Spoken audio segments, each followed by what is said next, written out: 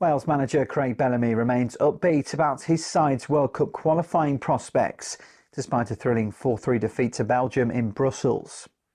Trailing 3-0 inside half an hour, this was his first defeat in 10 matches as Wales boss, yet the performance revealed a team brimming with spirit and belief.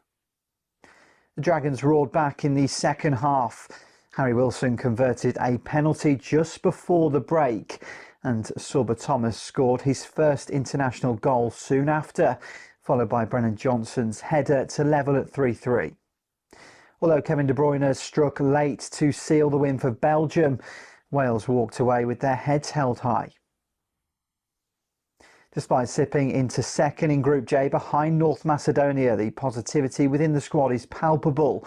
They now just sit 1 point with 2 qualifying matches still to play. A return fixture against Belgium in Cardiff scheduled for October. I have to be honest, I was so impressed by them. The future of Welsh football as it stands, if they keep developing, should be very exciting. Bellamy has instilled a renewed sense of resilience in the squad. After years of suffocating on hope, Wales now believe they can face top-tier opponents and fight back. That confidence has been reflected in improvements on-field performances and growing belief within the dressing room. Burned by the early 3-goal deficit, the team's determination to adopt to an attacking mentality became clear.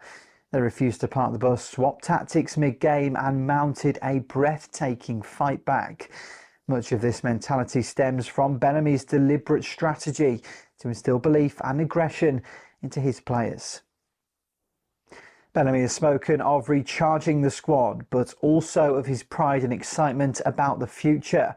The rebuilding phase under his leadership is gaining traction, and his side are anything but out of it.